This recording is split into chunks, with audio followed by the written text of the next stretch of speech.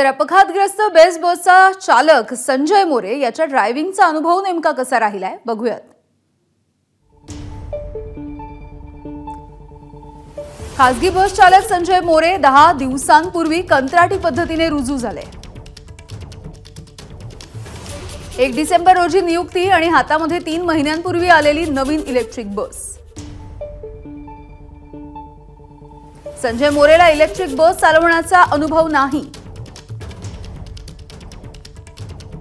फक्त 10 दिवसांच्या प्रशिक्षणाच्या नंतर 12 मीटर लांब इलेक्ट्रिक बस चालवण्याची जबाबदारी त्याच्यावरती देण्यात आली। संजय मोरेला मोठी बस चालवण्याचा या आधीचा अनुभव नव्हता। मोरेला लहान आकाराच्या आणि बेस्टच्या जुन्या बस चालवण्याचा सराव होता।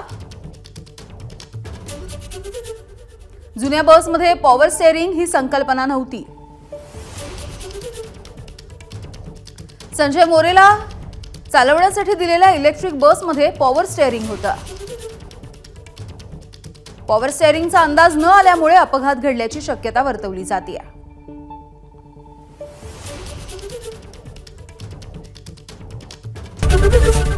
एबीपी माझा, उघडा डोळे बघा नीट।